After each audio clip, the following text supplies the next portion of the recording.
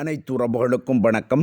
நாம் இன்றைய வீடியோவில் பார்க்க இருப்பது IPL 2025 ஆண்டு சுற்றுப் போட்டிகளின் மூன்றாவது போட்டியாக சிஎஸ்கே மற்றும் மும்பை இந்தியன்ஸ் அணிகளுக்கு இடையிலான போட்டியானது சிஎஸ்கே அணியினுடைய சொந்த மைதானமான சென்னை சேப்பாக் ஸ்டேடியத்திலே இடம்பெற உள்ளது. இந்த போட்டிக்காக மும்பை இந்தியன்ஸ் அணியினர் எவ்வாறான ஒரு பிளேயிங் 11ஐ அமைத்துக் கொள்ளப் போகிறார்கள் என்பது தொடர்பாகவே நாம் முழுமையாக பார்க்கக்கூடியதாக காணப்படும். அதன் அடிப்படையில் பார்க்கின்ற சந்தர்ப்பத்தில் இந்த போட்டியிலே இந்த மும்பை இந்தியன்ஸ் அணியினுடைய அணித்தலைவரான கார்த்திக் பாண்டியா அவர்களால் விளையாடி கொள்ள முடியாத ஒரு சூழ்நிலை ஒன்று ஏற்பட்டிருக்கின்றது. அதே போன்று அவர்களுடைய மிக முக்கியமான இந்திய பந்து வீச்சாளரான ஜஸ்பிரீத் பும்ரா அவர்களும் இந்த முதலாவது போட்டியிலே விளையாடி கொள்ளக்கூடிய சந்தர்ப்பங்கள் அமையாது என்பது போன்றுதான் சமகால தகவல்கள் வெளிப்படுத்தப்பட்டன. இதற்கமைய மும்பை இந்தியன்ஸ் அணியினர் எவ்வாறான ஒரு பிளேயிங் 11ஐ அமைத்துக் கொள்ளப் போகிறார்கள் என பார்க்கின்ற சந்தர்ப்பத்தில் தொடக்க வீரர்களாக ரோஹித் சர்மா மற்றும் ரியான் ரிக்கல்டன் ஆகிய இரண்டு வீரர்கள் களமிறக்கிக் கொள்ளப் போகிறார்கள். இந்த இரண்டு வீரர்களும் சமீப காலத்திலே மிகச்சிறந்த ஃபோமோடு காணப்படுவது இந்த மும்பை இந்தியன்ஸ் அணியினருக்கு ஒரு பலமான விடயமாகவே காணப்பட்டது.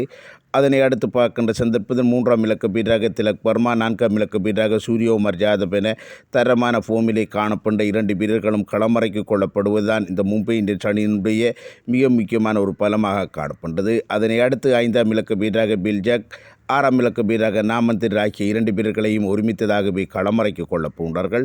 இந்த இரண்டு வீரர்களுடைய பெறுவர்கள் மிகச்சிறந்த முறையில் அமைகின்ற சந்தர்ப்பத்தில் மும்பை இந்தியன்ஸ் அணியினுடைய பெறுவற்றுக்கள் மேலும் ஒரு உச்சத்திற்கு வரக்கூடிய வாய்ப்புகள் அமைந்திருக்கின்றது. அடுத்து 7ஆம் இலக்க வீரராக மிச்சல் சாட்னர், 8ஆம் இலக்க வீரராக தீபக் சகார் என பந்துவீச்சு செய்யக்கூடிய சகலதுறை வீரர்கள் களமிறக்கிக் கொள்ளப்பட இருக்கின்றார்கள். அதன் அடிப்படையில் இந்த 8 வரையான வீரர்கள் துடுப்பாட்டம் செய்யக்கூடிய ஆளுமை கொண்ட வீரர்களாக இருப்பது மும்பை இந்தியன்ஸ் அணியினருக்கு ஒரு பலமான விடயமாகவும், இதிலே தீபக் சகார், மிச்சல் சாட்னர், நாமந்திர், திலக் வர்மா போன்ற வீரர்கள் பந்துவீச்சு செய்யக்கூடிய ஆளுமை கொண்ட வீரர்களாகவும் அமைந்திருப்பது இந்த இடத்திலே மும்பை இந்தியன்ஸ் அணியினுடைய பந்துவீச்சு கட்டமைப்பினை பலப்படுத்தியிருக்கின்றது.